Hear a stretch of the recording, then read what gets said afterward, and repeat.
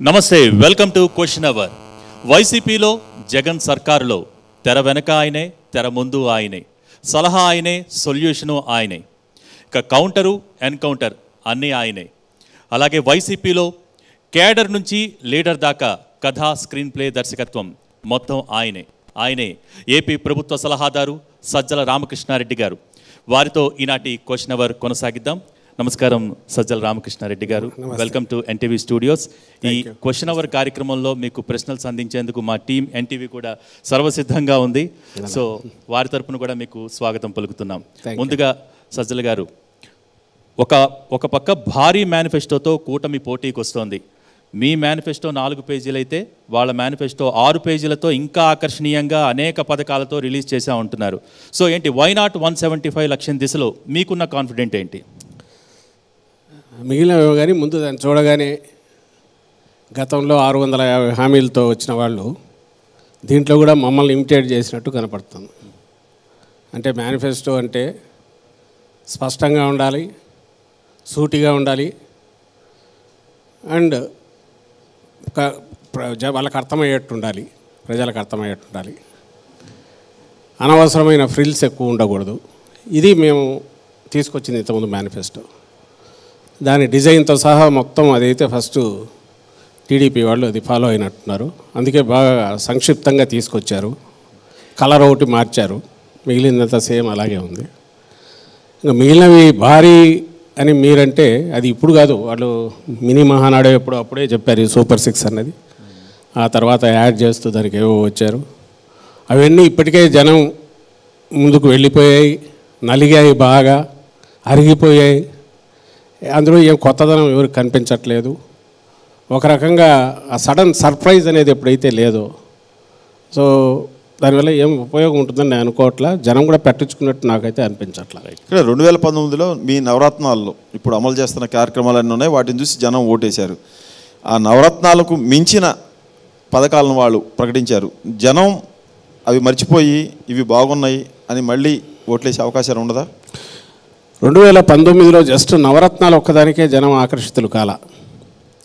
అప్పటికే జగన్మోహన్ రెడ్డి గారు ఈయన డిఫరెంట్ నాయకుడు అనే ఒక విశ్వసనీయత తెచ్చుకున్నాడు, క్రెడిబిలిటీ. ఆయన వ్యవహార శైలి వల్ల కావచ్చు, ఖచ్చితంగా 10 years జర్నీలోనే ఆయన దేనికి తొణక్కుండా తానేంటి నేను చెప్తూ 2014లో కూడా తొలి అవకాశంలో కూడా తొట్టుపడకుండా, ఆ రోజు చంద్రబాబు నాయుడు గారు రుణమాఫీ అంటే కూడా దాని రిపర్కషన్స్ తెలిసిన వ్యక్తిగా, నాయకుడుగా, నేను అంతవరకు అయితే పోలేని చేయగలిగినవే చెప్తానన్న నాయకుడిగా 2019 వచ్చేసరికి ఆయన ఇచ్చిన హామీలు చూస్తే జనంకు నమ్మకం కలిగింది. ఓహోయింది.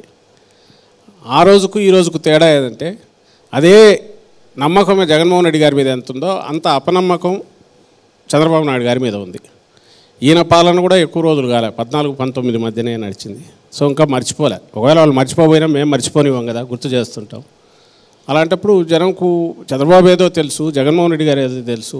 ఈ రెండింటితో తెలిసినాక ఇంకా ఆయన 3 లక్షల కోట్ల ఇంకా మోతాదు మించి డోసు ఇచ్చినా కూడా దాని ఇంపాక్ట్ ఏముంటుందని అయితే నేను అనుకోను. చంద్రబాబు నమ్మకపోవటం ఒక ఎత్తు, మీరు చెప్తున్నట్టుగా, మీరు గుర్తు చేస్తున్నట్టుగా.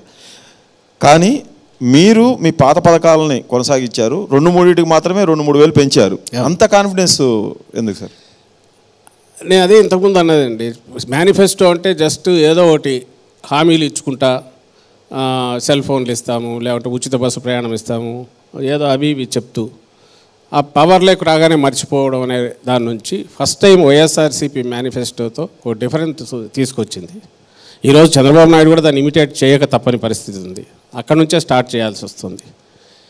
అక్కడే ఒక స్పష్టత ఇచ్చినందువల్ల జనం, ప్రజలకు కావాల్సింది నమ్మకం ఒకటి, చెప్పింది చేస్తారనే నమ్మకం రెండవది. ఈ రెండు కావాలి.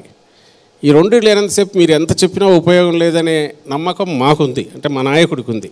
రామకృష్ణారెడ్డి గారు, మీరు గత మేనిఫెస్టోలో మద్య నిషేధం గురించి చెప్పారు, ప్రధానంగా ప్రత్యేక హోదా గురించి చెప్పారు. ప్రత్యేక హోదా విషయంలో మీరు బీజేపీకి కావాల్సినప్పుడల్లా సహకారం అందించారు, అది మద్దతు కాదని చెప్తున్నారు.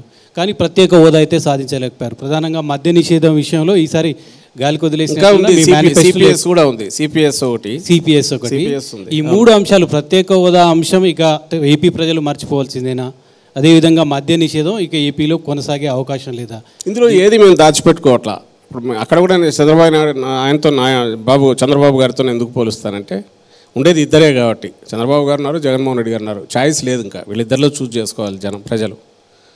మేము చెప్పిన దాంట్లో ఏవైతే మీరు అడుగుతున్న ఉన్నాయో, ప్రత్యేక హోదా కానీ అండ్ మద్య నిషేధం కానీ సిపిఎస్ కానీ, అందులో ప్రత్యేక హోదా అనేది మా ఏకపాత్ర అభినయం మేము చేసేది ఒకటే కాదు, ఒకటి సెంటర్ అనేది ఉంది, ఇంకో పాత్రధారి అక్కడ ఉన్నారు, వాళ్ళ నుంచి రావాలి. రప్పించుకోవడానికి అవసరమైన బలం మాకుండడంతో పాటు దానికి తగిన అనువైన వాతావరణం కూడా ఉండాలి. అది ఇప్పుడు చెప్తూనే ఉన్నాం, ఇప్పటికీ అది అయితే వదిలేయలేదు. మద్య నిషేధం సంబంధించి ముందు నుంచి కూడా దట్ ఈజ్ సంథింగ్, అది ఐడియల్, ఒక డ్రీమ్ లాంటిది. తీసుకొని దాన్ని అమలు చేస్తే బాగుంటుంది, చేయాలనే ప్రయత్నం ఎన్టీఆర్ గారి హయాంలో జరిగింది. తర్వాత మళ్ళీ దాన్ని తీసేశారు. సో దాన్ని తీసుకొచ్చి జరపాలనేది ఆయన డ్రీమ్, ఆయన ఒక ఆదర్శంగా పెట్టుకున్నారు ఎవరు, జగన్మోహన్ రెడ్డి గారు. దాన్ని చేయాలని చూస్తే ప్రాక్టికల్ డిఫికల్టీస్ కనిపించినాక నియంత్రణ దిశగా అడుగులు వేసాము. దాని వైపు అయితే చేయాల్సిందంతా చేశారు. మూడవది సిపిఎస్, అది కూడా చెప్తాను, పూర్తి చేస్తాను. సిపిఎస్ రద్దు అనేది ఆ రోజు అన్న తర్వాత, వచ్చిన తర్వాత అన్నీ వర్కౌట్ చేసి చూస్తే వితిన్ 10 years దాని బరువు మోయలేనంతగా పెరుగుతుంది. ఓపీఎస్కి పోతే, అంటే ఓల్డ్ పెన్షన్ స్కీమ్కి పోతే కనిపిస్తుంది. అప్పుడు ఒక క్వశ్చన్ వచ్చింది, కొంతమంది సలహా ఇచ్చారు 10 ఏళ్ల తర్వాత అప్పుడు ఎవరు ఉంటారో ఎవరికి తెలియదు, ముందైతే ఇంప్లిమెంట్ చేసేద్దామన్నారు. ఆయనేమో బాధ్యత కలిగిన నాయకుడిగా, బాధ్యత కలిగిన పార్టీగా అదైతే మన తప్పు అవుతుంది ఫ్యూచర్ జనరేషన్ పట్ల. At the same time CPS అనేది సొల్యూషన్ కాదు, ఎందుకంటే అది సెక్యూరిటీ ఇవ్వదనే ఉద్దేశంతో మధ్యలో ఇంకోటి జీపీఎస్ అని తీసుకొచ్చాం, which gives minimum guarantee, which is being appreciated. So ఈ మూడిట్లో మేమే ఒప్పుకుంటున్నాం, అందుకే 100% చేయలేకపోయాం మేమే అంటున్నాం. 99% చెప్పిన ఈ మేనిఫెస్టోలో ఈ 3 అంశాలు లేకపోవడం, మద్య నిషేధం కావచ్చు, ప్రత్యేక హోదా కావచ్చు, మీరు చెప్పిన సిపిఎస్ కానీ, ఇది మాట తిప్పడం మడమ తిప్పడం కాదా? ఎట్లా అవుతుంది? ఇప్పుడు ఏదన్నా మేము చేయగలిగిన మా పరిధిలో ఉన్నది ప్రత్యేక హోదా కోసం ప్రయత్నం చేస్తాం అనగలం, కానీ ప్రత్యేక హోదా తెచ్చేసి ఇచ్చేస్తామని అయితే చెప్పలేంగా. ప్రత్యేక హోదా చెప్పలేము. బీజేపీకి కావాల్సినప్పుడు సహకారం అందించారు, కావాల్సిన బిల్లు కల్లా కానీ ప్రత్యేక హోదాని తీసుకురావాలి. ఇవన్నీ కూడా ఉన్నాయి. అక్కడికి వచ్చేసరికి బీజేపీ అనే బదులు సెంట్రల్ గవర్నమెంట్లో కాంగ్రెస్ ఉంటే కూడా అప్పుడు ప్రెసిడెంట్కి నిలబడిన అభ్యర్థికి సపోర్ట్ చేశాం. ప్రణబ్ ముఖర్జీ ఉన్నప్పుడు మేము అపోజిషన్లో ఉన్నాం, మాకున్న బలమేదో అటు ఇచ్చాం, ఎందుకంటే that is not our arena. అందువల్ల దానికి సంబంధించినంత వరకు ఎక్కడైతే సెంట్రల్ గవర్నమెంట్ డిసైడ్ చేయగలదో, వాళ్ళు కాంపిటెంట్ అథారిటీగా ఉంటారో, అనవసరమైన జిద్దుకు పోయి వాళ్ళతో పోయి గొడవ పెట్టుకోవడం అనవసరం. మన స్టేట్ ఇంట్రెస్ట్ మాకు ప్రధానం అనుకుంటున్నాం కాబట్టి ఆ స్పష్టత మాకుంది, ప్రజలు కూడా అది అర్థమైంది, అందుకే ఆదరిస్తున్నారు మమ్మల్ని. సజ్జల గారు, రుణమాఫీ, ఫ్రీ బస్సు, అలాగే పెన్షన్ 4000 రూపాయలు, ఇవన్నీ ఆకర్షణీయ పథకాలు, ఓటర్లను అటువైపు ప్రభావితం చూపవని గ్యారంటీ ఏంటి?